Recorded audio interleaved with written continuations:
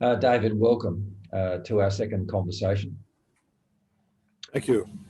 I enjoyed the first one. I'm sure many others will, and I hope you do as well. Gregory of Nyssa, the best kept secret of Christian theology in many circles. In the first talk, we discussed on the making of humanity, and you also gave us a broad sweep introduction to Gregory and the Cappadocians, why they were so important, but why Gregory in particular was the most innovative theologian of the Church Fathers. And now we're going to devote this entire talk to a fairly short treatise on the soul and the resurrection, which you have said is your favourite work of Gregory's, which is high praise considering Gregory is pretty well your favourite theologian or up the top.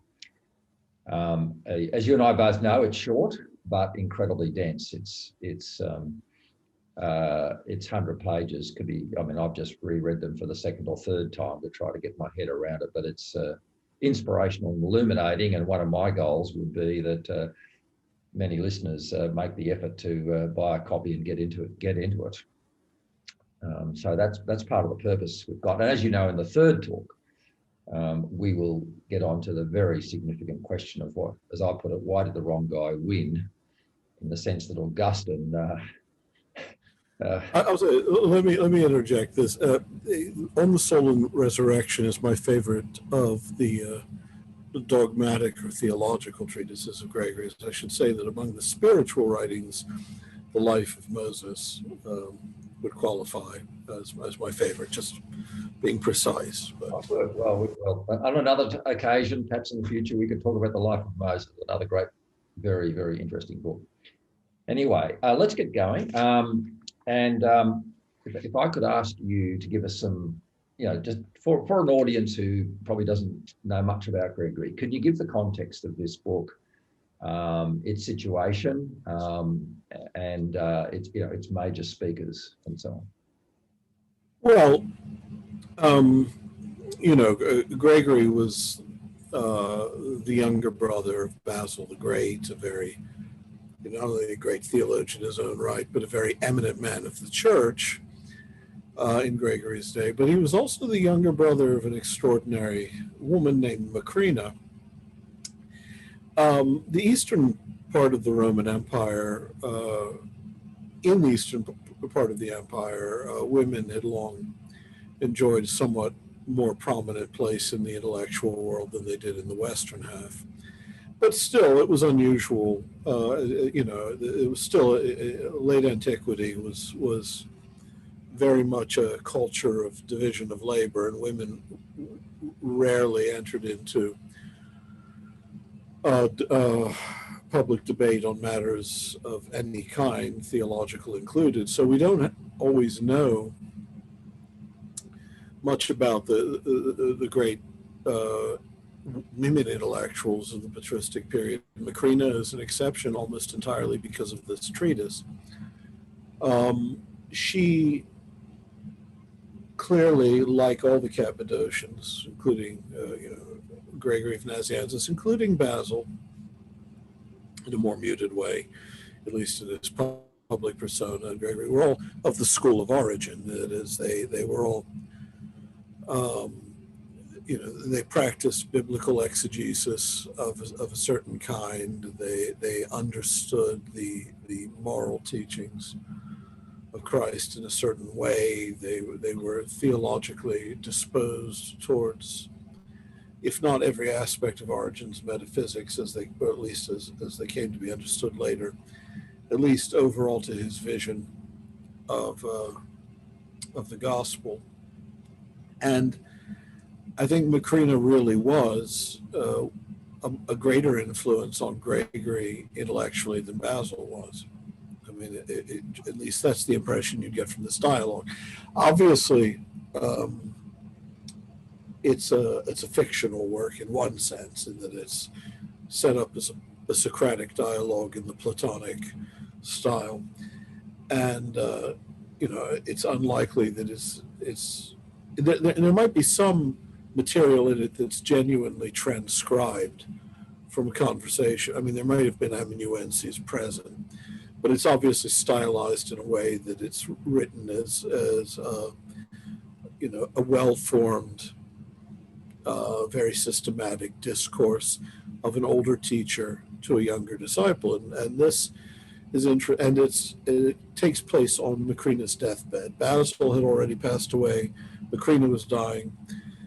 Gregory would soon be on his own, which would lead to actually the most fruitful period of his intellectual life.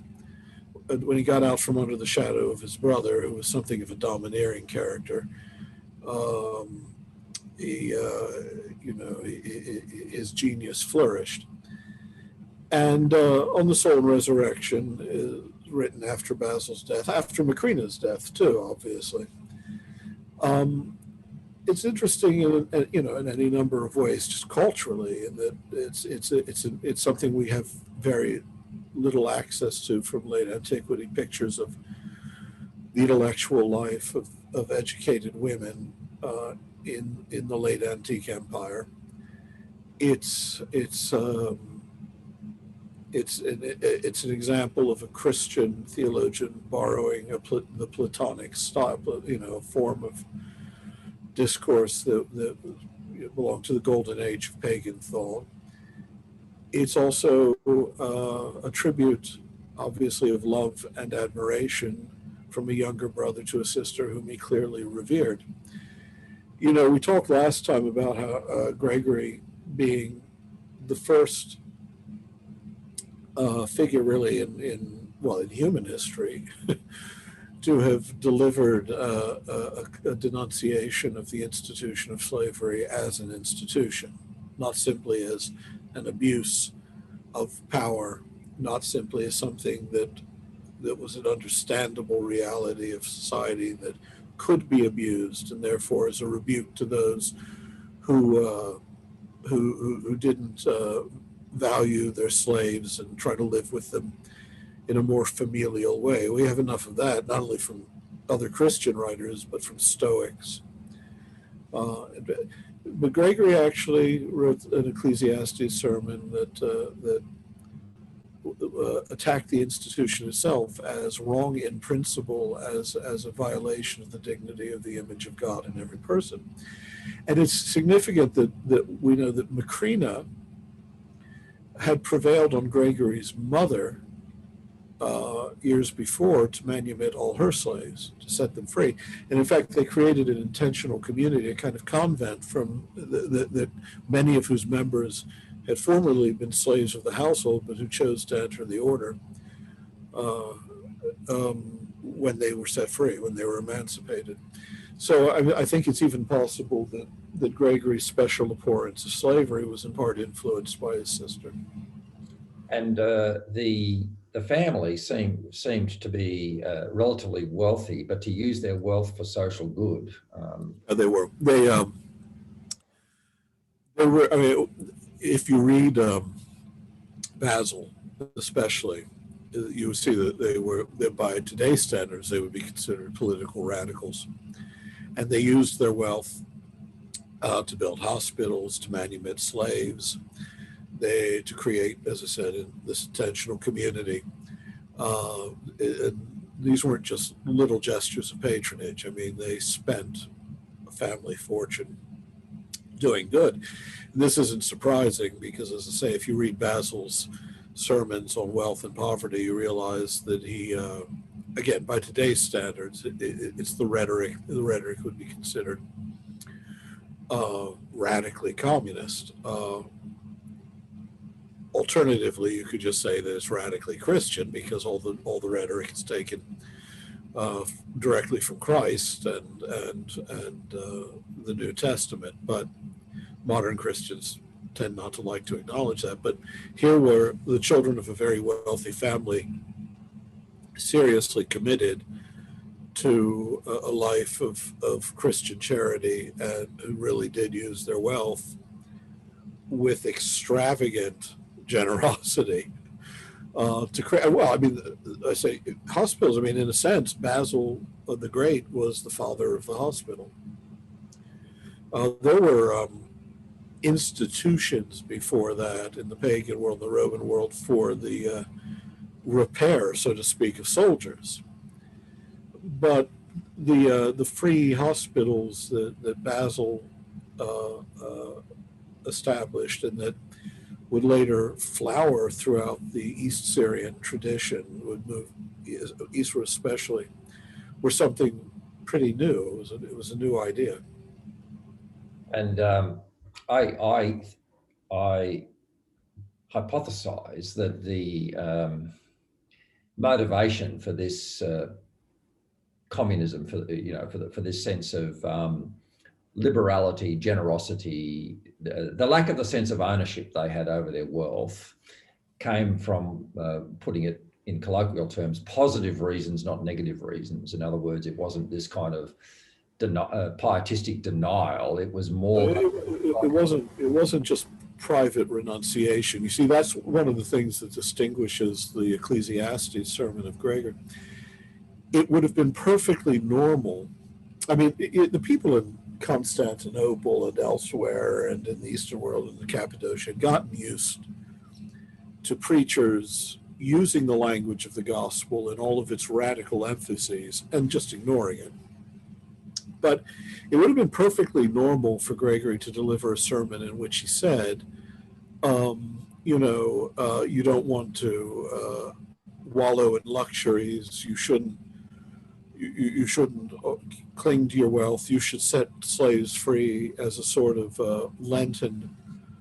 I mean, there'd be acknowledgement that it's a good thing to set slaves free, and also that Lent was the proper time for doing this, because you could arraign someone, and speak to his conscience and say, you're living lavishly, including keeping many slaves, when you don't need it.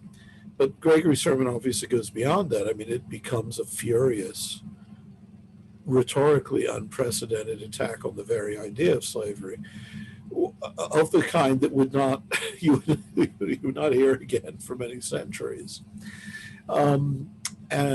So what they did with their wealth wasn't just a matter of private renunciation. There was a kind of fierce sense of social justice that pervaded it. They were a remarkable family. They clearly could have lived lives of comfort and ease. It was a very wealthy family. And they were moved, not only, I mean, Basil, they all became bishops, not as benefices simply to be enjoyed, as marks of social distinction, but out of, it seems to me clearly, a real commitment to the justice of the gospel. And they devoted themselves to the poor and the sick and the enslaved, and so Gregory comes from that line. What sets Gregory somewhat apart from the rest of is just, as I say, in addition to that, in addition to the formidable theological gifts that he shared in common with his family, he also had a creative, speculative mind of the highest order. Well, to that end, let's go to this book, and let me just ask you a simple question first of all, David. Why do you like it so much? Why is it so important and significant? Well, I mean, much of the dialogue is just, in a sense, is based on philosophical and even scientific principles that are outdated. I mean, how does this soul, when it's raised, resume the original matter of the body it had in a glorified form? And it's in debate with pagan skeptics who would say that the resurrection is an irrational doctrine. And that's interesting more historically than anything else. It's actually only a small portion of the treatise as a whole that has the kind of radiant quality of something that never ceases to be relevant in discussing 1 Corinthians 15 principally.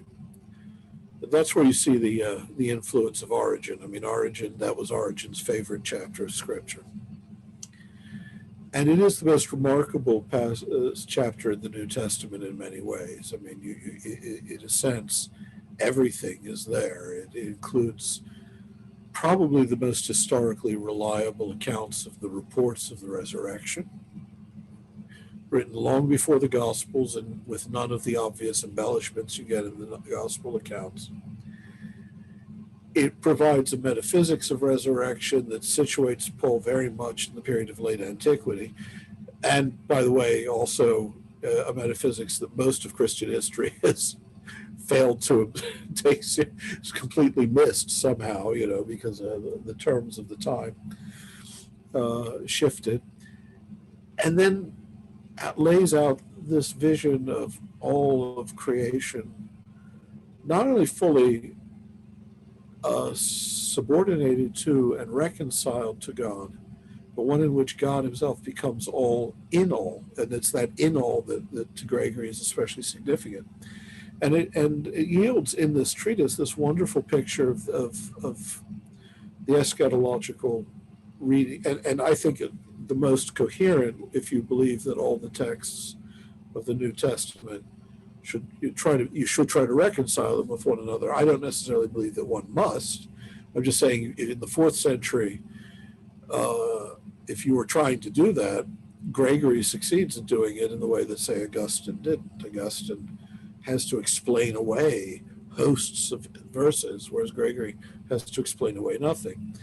And what emerges is a picture of a kind of two eschatological horizons, one in which is the judgment on history, and he sees this as being right there in Paul. He's not imposing it on the text. He sees, first, the history arrives at its consummation, and there is a real parting of the ways of the righteous, the unrighteous, the somewhat righteous, the very righteous. But the story's not over because he believes that implicit in Paul and explicit in 1 Corinthians 15 is the vision of then what the full consummation of reality is. I think it's verse 28, is it? I'm trying to remember. Sorry, as I told you at the beginning, we're in pollen season here, so I'm drunk with the glory of the flowers. Good. That's a good opiate for talking about 1 Corinthians 15. Keep going. Lonely as a cloud that floats on high. All at once I came upon golden daffodils. All right. So to me, it's just the most wonderful of any eschatological treatise of the 4th century or after, really, in laying out this glorious vision of the final progress of all creation, which he symbolically describes in terms of the temple in Jerusalem. How at first there are different, you know, those outside the temple, those in the forecourt, those within the temple walls, those who can draw near to the sanctuary, and even then there's the Holy of Holies, which is reserved for the final. And how in the age, through the grace of God, all ultimately are brought into union and ultimately are able at last to raise the great chorus of every knee shall bow and all that. And if you unite this treatise to the one we were discussing, are you looking around for New Testament? I'm looking around for an Old Testament actually, because let me just pause the recording for a moment while I go get one.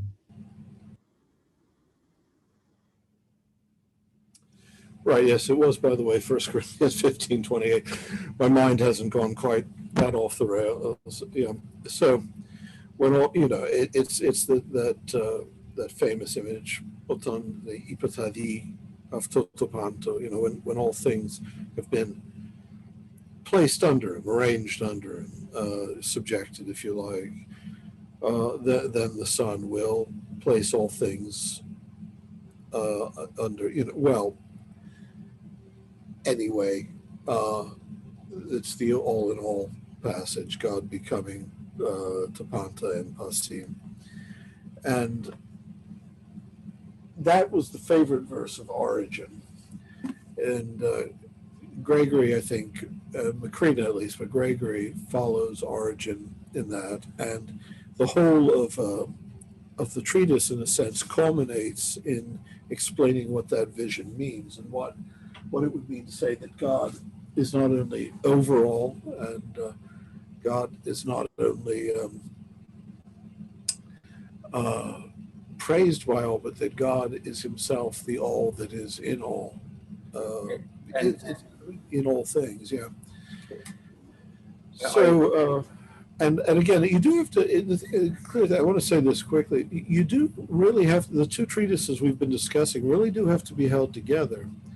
In a sense, one of the reasons Gregory has been underestimated or ignored in much of Christian history, or much of Western Christian history, is that though he was an intensely systematic theologian, a systematic thinker, he didn't sit down to write a system in the Hegelian sense, or a set of critiques as Kant did, or systematic theology, even the way modern theologians did. The various facets of this system come into view in different treatises in different contexts. When a treatise on creation, a treatise on eschatology, when you bring them together, they cast a tremendous light on one another.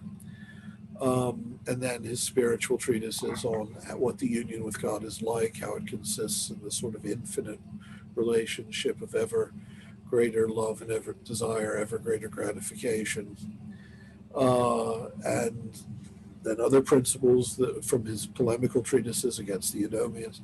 So Gregory, unlike Augustine, he did again, who did write systematic treatments of specific topics at great length. Gregory requires you to do the piecing together for him. He didn't. Of all the dogmatic works he produced, though, this is the one that to me sort of explains the whole project, and very concisely in the last few pages. Yes, and just for the benefit of listeners who would not be familiar with the book, David, you've been talking about the last chapter, chapter 10, which is not. The treatise doesn't actually have chapters, but I take it you've been reading the St. Vladimir. Okay, all right. Seminary Press version.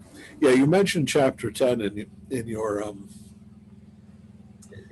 email, and I had to go hunt this up to find out. Yeah, I'd forgotten it's divided in chapters. The Greek text is just a continuous dialogue, like a Platonic. The very last bit, which might be or 10 pages at most. Right. I'd like to just pursue this, because, as you say, this vision is some kind of crystallization of the entire gospel. It is, and as you also say, I mean, I want to quote something you said about these two books, which is the following: in the end of all things is their beginning, and only from the perspective of the end can one know what they are, why they have been made, and who the God is that has called them forth from nothingness. There is no profounder meditation on the meaning of creation than Gregory's on the soul and resurrection, and no more brilliantly realized eschatological vision than his on the making of humanity. As I read it, the words that were actually running through my mind were T.S. Eliot from the Four Quartets, in my beginning is my end. And it is as if, in order to understand the project of the gospel, Gregory's mind goes to the beginning, and in the beginning he finds the seed of the end, and to the end, which is the flourishing of the beginning, so that one can't pull them apart. Although even then, that's from the perspective of time. You have the seed of flourishing in its consummation. In a sense, though, from the perspective of eternity, the end comes first, and the beginning comes last. If you think about, that notion of, if you remember from our last conversation, that the true humanity in the divine image, perfected in the divine likeness and union with God, is the man of the first creation account, Genesis 1. And this is all human beings throughout all time united in spiritual harmony, in their rational nature with Christ as their head, deified in God. This is the true creation. Until that reality comes to pass, creation has not yet happened in a sense. And in God's eternity, that is the reality that God from everlasting has made to be. In time, it's the end of our temporal course. In eternity, it's the very foundation of our existence. Very interesting as I listened to you, David. In the work that I used to do around creating vision, one of the for corporations, one of the things I wanted to disagree with and put aside was the concept of problem solving. People just looked at a situation as full of problems that we need to get rid of to return to a status quo. And we, in a model we developed of strategic visioning called the ABCD model, I began to realize that when anyone is visionary, the situation is not so much problematic as one of frustrated purpose. There is a purpose that's here, but it's somehow being diminished and lost. And the recovery of that purpose is actually the vision, which in very simple human terms, because I think we're obviously walking in the footsteps of God, is what I hear you say in creation. At the beginning, God had this perfected purpose, which we could thus see the unraveling as an unraveling of purpose and the redemption as a recovery of purpose, such that the creation is only finally created at the end. I think that's what I heard you saying. Well, yeah, and of course, being that it's a divine creation, that purpose isn't simply a goal to be achieved. It's a reality that rests upon the divine nature in eternity. And one of the things, I know the earlier chapters of the book are framed in a rather quaint, outdated debate with, third and fourth century philosophies, but nonetheless, I found even then you realize that Gregory and Macrina and Basil had a very interesting approach in other ways. That you do get again a reprise of that suggestion that physical bodies are a coalescence of qualitative attributes rather than an actual, property subsisting in a substrate. So there's still a touch of the metaphysical creativity there. So even then, the matter that's being resumed by the soul in resurrection is a matter that simply has sort of the accidental association with, or not accidental, but the association with the soul of this life. But it's not a kind of material substrate in the way that others might think. It simply means, they're anxious, and in this discussion, whether or not the resurrection reintegrates the whole human being who was. It's not simply a question of, he's got the right atoms in the right places, because they're not really atomists in that sense.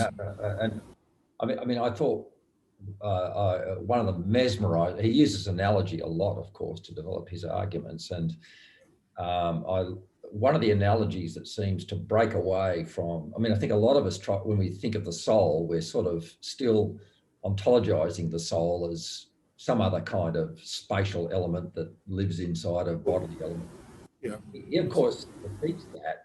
But the image that struck me, he very often uses images of art, painters, and obviously he uses that imagery to apply to the divine creator, but also to us, where he seems to say that, the analogy was a very unusual one, but I thought brilliant, that a painter will take a palette of colours and mould them into a beautiful form, and that those elements on the palette are like the physical elements of the soul, but the concept in the mind of the painter is the soul.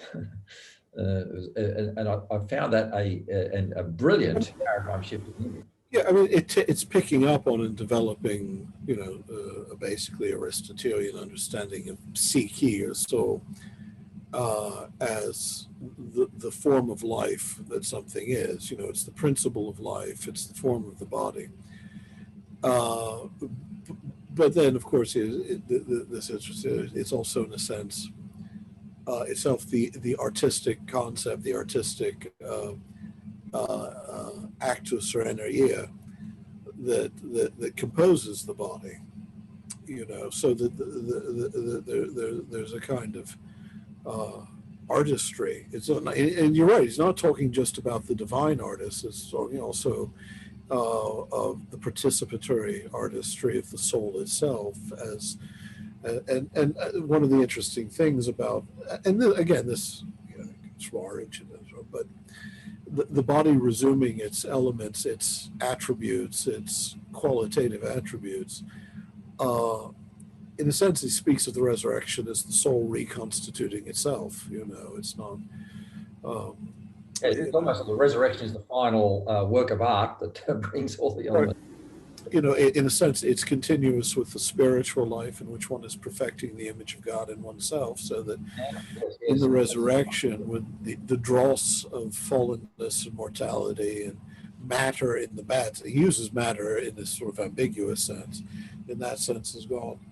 The soul now has, achieved the purity of the divine image and can compose itself and its elements with perfect harmony.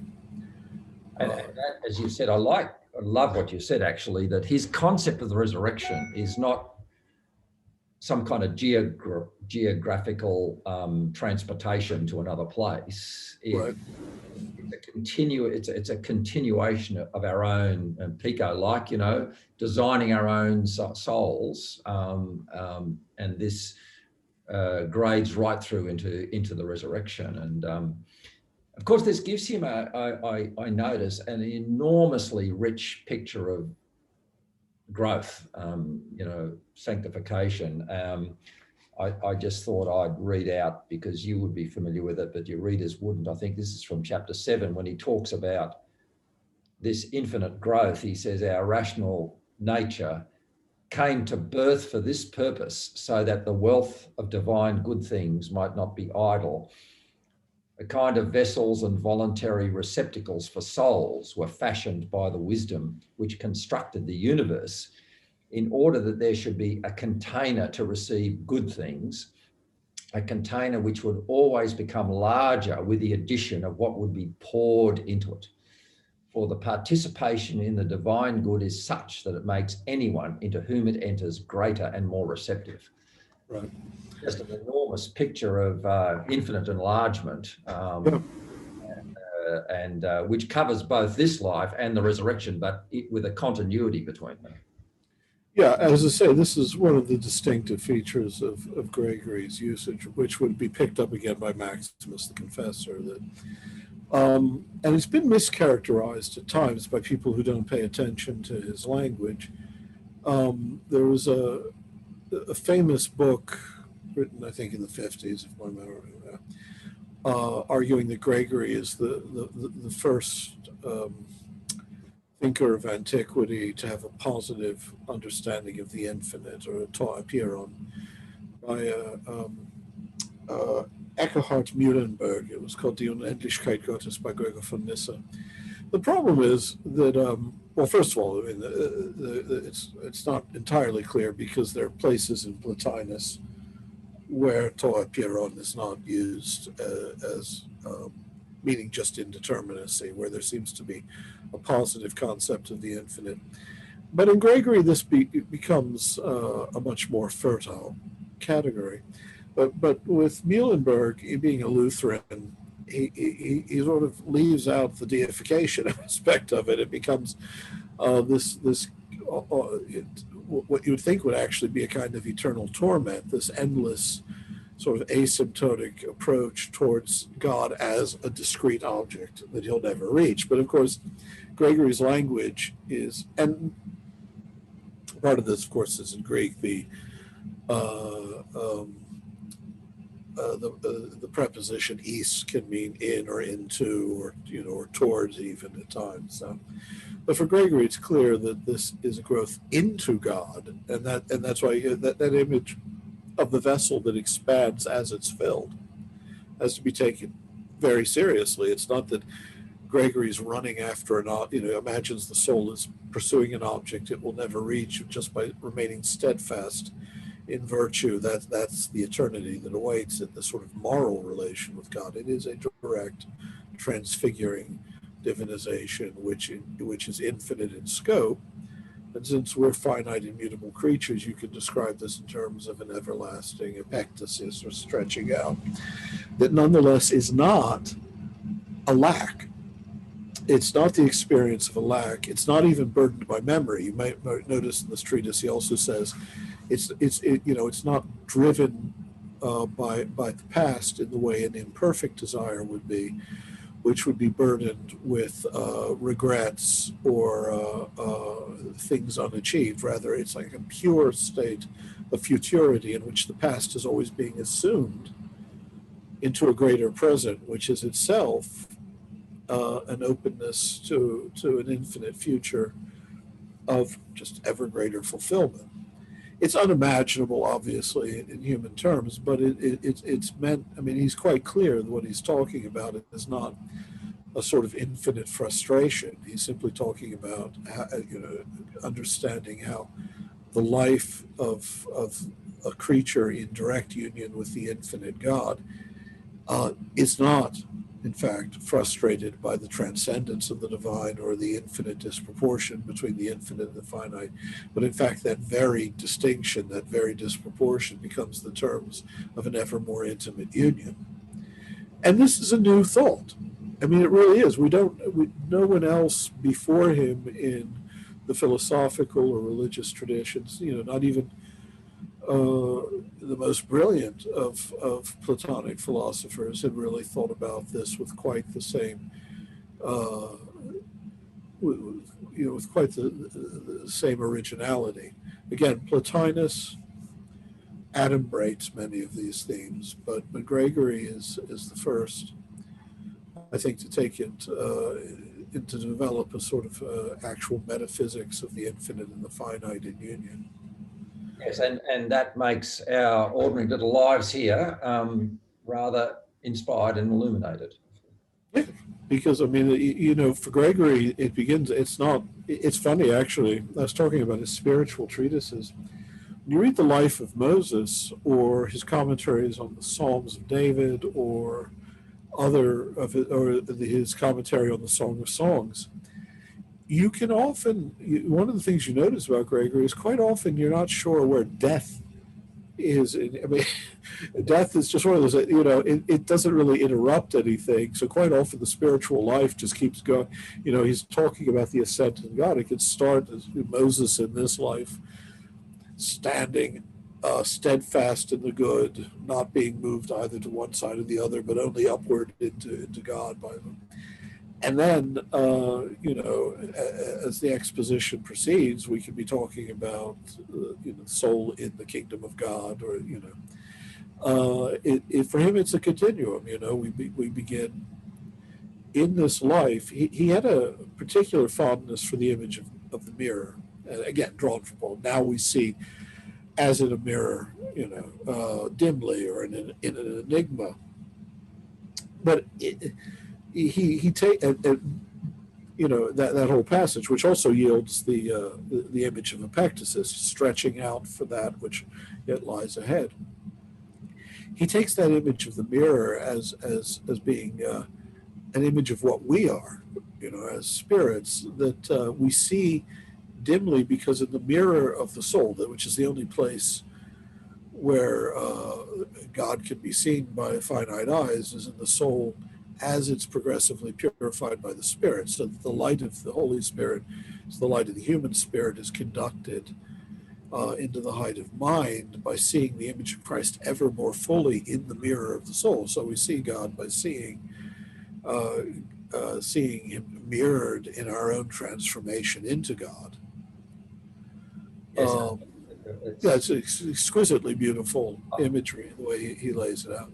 And I must say, and just an obvious thing, he makes poetic. I mean, part of the challenge of talking about the resurrection and the infinite is that in the immortal words of T.S. Eliot, you know, poetry is a raid on the inarticulate, Right. but Gregory raids the inarticulate particularly successfully. He has great poetic gifts of analogy to describe ineffable things.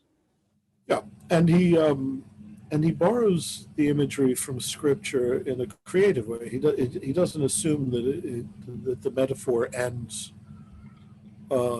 with a simple sort of parallelism. You know, he takes that image of the mirror not simply as an image of obscurity, but as a kind of clue to what it's like to see God for a creature.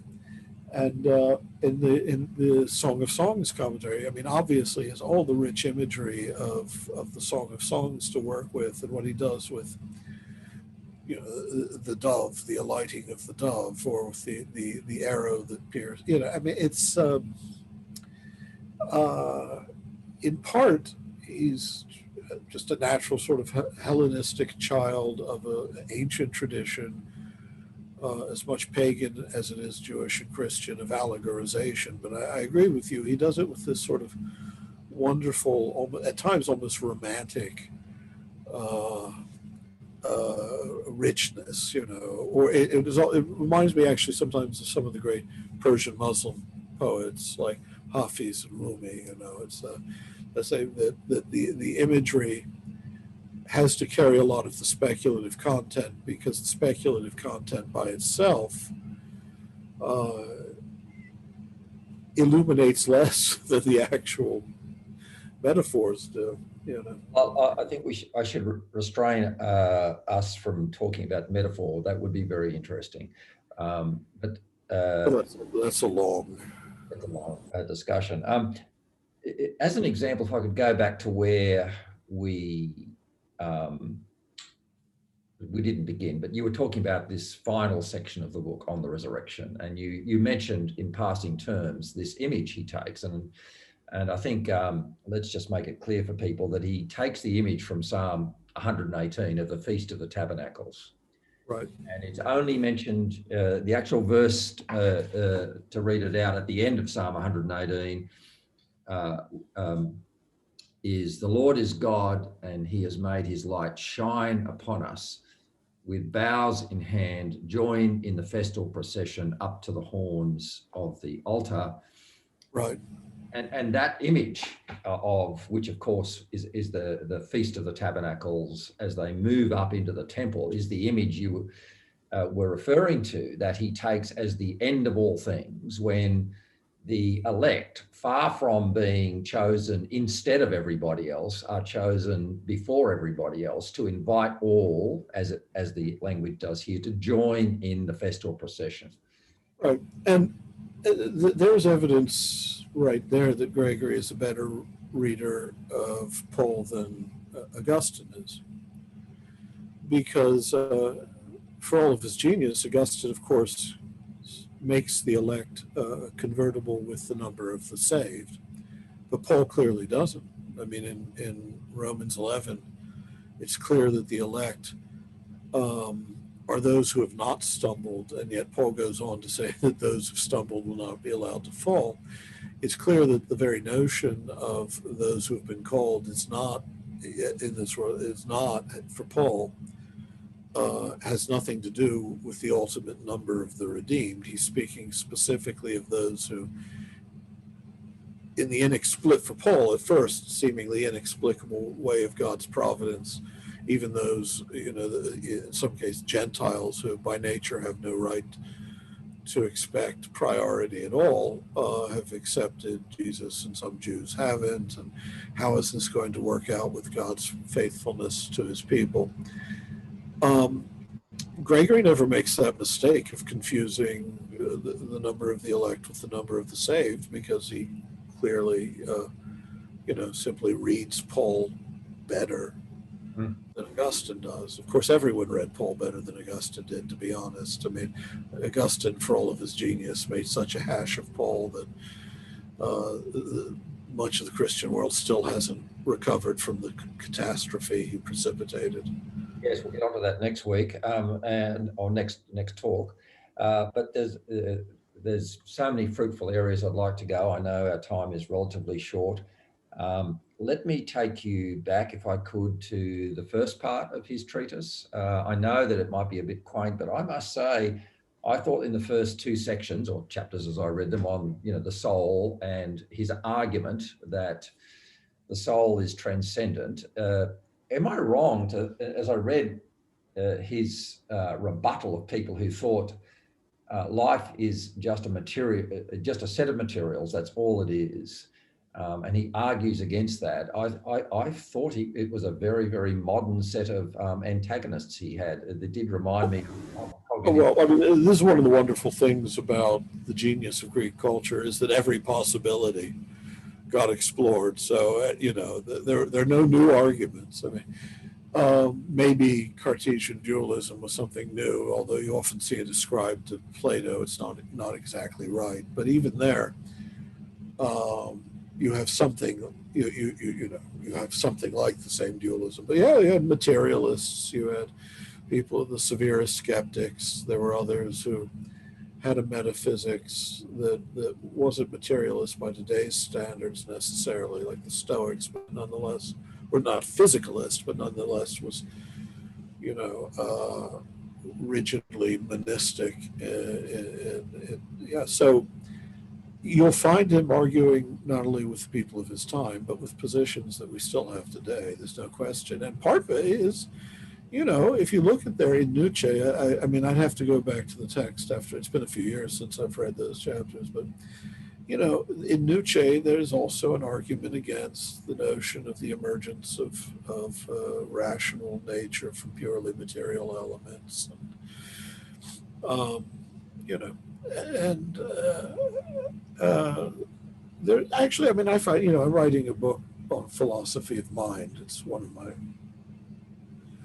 topics, and not necessarily there, but in other aspects of Gregory's thought, I've found material that's still wonderfully relevant to constructing a phenomenology of what the mind does.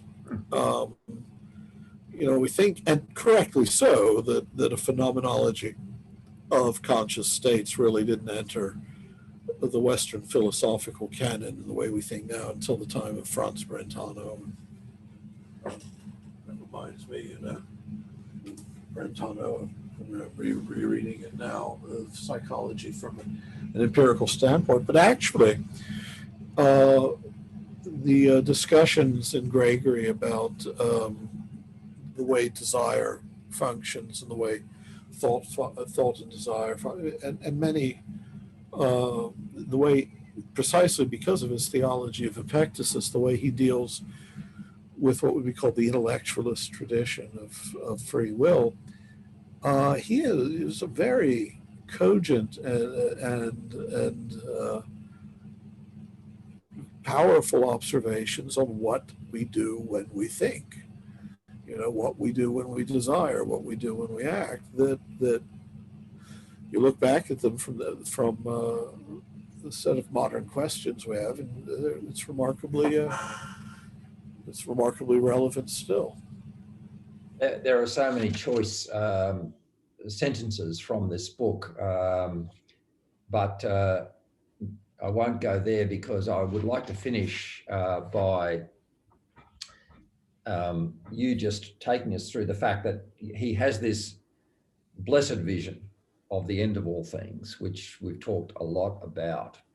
But obviously, to make that vision coherent, he has to cover issues such as the notion of evil, the notion of the purification of the soul, the notion of judgment, the notion of desires, which you would know he does superbly, but he's doing them all by subordinating them to the end of purification and participation. I mean, you might mention for people, for instance, his handling of so-called judgment, with the rope metaphor being one of the famous ones.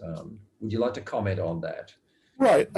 Well, I will say, again, of course, he starts from the conviction that the only possible real existence of a fulfilled humanity is a full humanity, created in the image and likeness of God in the totality of all human natures in union, and that this is a free act of ascent, too, of the creature to God from the very first moment of its existence. So, from the beginning, creation is based on salvation. That is, if we weren't always already, from the perspective of eternity, saved and united to God, creation couldn't exist. If we had several hours, we could go into the logic of that, but I actually think it's correct. But that means that like Origen, the quest before him, he's taking 1 Corinthians 15 as a total picture of the gospel. Does it unite all the different witnesses of the New Testament or of Scripture in a way that's coherent and tends towards this final picture, or at least is not repugnant to it? Now, again, as I said, Augustine failed. I mean, you could say what you like, but I mean, so much of Augustine is explaining away the explicit meaning of certain verses to make them conform to a much more parsimonious view of salvation. With Gregory, he doesn't have to do that. I mean, Gregory has hell, like Origen there, and he sees in it this glorious process of purification, which, unpleasant though it may be for some, ultimately is part of that same refining spiritual power of the Spirit, which draws all things to God. And as you say, the image he uses of a rope is the way you would take clay or mud off of a rope, or a hawser, would be to run it through a sort of a sort of circular scraping device. Sometimes you hook it to the back of a horse because you'd have to be pretty strong to pull it through, and just strip the clay off the rope. And this is, for the gross material, again, material used in the appropriate sense of the flesh that kills, or of matter that is corrupted, And this is stripped away so that the true spiritual nature of the soul is set free from the history of sin and death. And that for Gregory, he's able to unite this picture, the very notion of judgment is the judgment of the good physician, as he says, that punishment's not punitive in the sense of retributive. It wouldn't be, because this would not be in keeping with the nature of God's goodness, but is in fact for the repair, restoration, and salvation of souls. And that so therefore the fires of hell are the love of God, chastening, perfecting, purifying, and liberating the soul from its own self-created prison, until all together can approach the horns of the altar as one. That the great procession of all, and he says, of all spiritual, all noetic natures. I mean, he's quite clear, to a degree that even Origen wasn't, no one else was, that he means also all fallen spirits. The Oratio Catechetica. It's funny, for a father who's commemorated as the pillar of orthodoxy in later tradition, he's actually bolder than many figures who either were condemned or left out of the calendar of saints. He says in the Oratio Catechetica, the devil may repine at having been fooled into inviting the conqueror into his kingdom. He talks about the divinity of Christ being like a fish hook, and that we catch the devil on, right? Is like the hook in the fish that the devil swallowed like a greedy shark. But then he says, but this too will redound to the benefit of the devil. So this is a total universalism of the boldest sort. As I say, what I think is very, very interesting is before you say that, let me just observe before I forget it, is that in a sense, Gregory is an embarrassment to those who want to insist on the indefectibility of tradition and the absolute necessity of belief in eternal damnation, because here he is There is no father in the tradition who wears titles of greater eminence. Pillar of orthodoxy is a conciliar name given to him, okay? And yet explicitly, systematically, relentlessly, he is the most unapologetic, total universalist in Christian tradition. People will try to pluck a verse here or a phrase there out of his work, out of context, and say, well, so it's not clear. It's nonsense. I mean, it's just openly, absolutely. You can see that as an embarrassment. You can see it as a mistake. I like to think of it as providence. That, God has, say, fixed in the calendar of saints a figure whose universalism couldn't possibly be more systematic, more explicit, and more biblically coherent. Yeah, powerful, powerful. And what I was going to say, David, is that there's a great irony here. I mean, one can look at issues like judgment, punishment, from one of two angles, from the human center, from the human up, or from God down. And since he has such a all-pervasive view of the standard to which we are called to be as God, it necessitates a great deal of purification and judgment to get there. It reminds me of Henry IV, where Prince Hal is in the first half of the play, mucking around, getting drunk with Falstaff, because he has no sense of his role in life. Right. Halfway through the play, the political situation changes, and lo and behold, he has to come and rescue the kingdom and his father. Once he realizes he's a prince, he repents. And it's almost as if... Andrew, that's a heartbreaking moment, Heartbreaking moment, because we lose Falstaff. Well, poor old Falstaff. I mean, you can't not love the man. But yes, okay. But go on. I get the comparison. Yeah, I know. Anyway, but leaving that aside, I kind of think of myself as a Falstaff in many ways. I wasn't going to mention it, David, but the thought did fleet across my mind. Particularly his Falstaff's unparalleled ability for vituperative abuse of his opponents. I thought surely that dialectical tradition. Thank you. That's very flattering. I thought you'd like it. I was asked by David Artman yesterday when he interviewed me, what I liked about you, and I'm sorry to say the first thing I said was, well, David is funny, and I meant that Falstaffian irony that's diverting. But I actually, as a matter of fact, actually do take that as high praise. I find most theology incredibly boring anyway. Oh well, it was hard. My comment was sincere, but I think just to finish off, this picture of glory, the coherence of the picture of glory can't admit compromise. It can't admit some kind of suburb called hell. It can't admit anything like that. But it, in turn, since the calling is so high, when I was a teacher, I reserved my harshest criticism for the brightest students. The students that were struggling, I was much more careful about because their confidence was so fragile. But the brighter they were, the tougher I was. And that's kind of like, if God is our teacher, the calling is so high, therefore the purification and growth is very responsible, including this idea of judgment.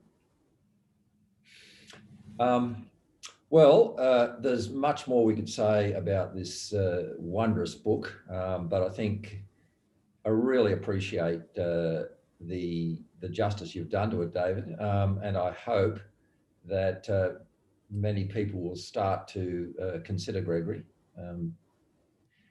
Thanks for your time. We look forward to talking one more time. I would point out that, the actual title he's called the Pillar of Orthodoxy, but the conciliar title, now that I think about it, was actually Father of Fathers. Father of Fathers. Pater Patron. So it shows the reverence with which he was considered by his peers. Okay, David. Well, God bless you, and we'll talk again soon. Yes, well, thank you very much. I enjoyed it. It went quickly, actually, so that's a good sign. Okay, bye-bye. Bye.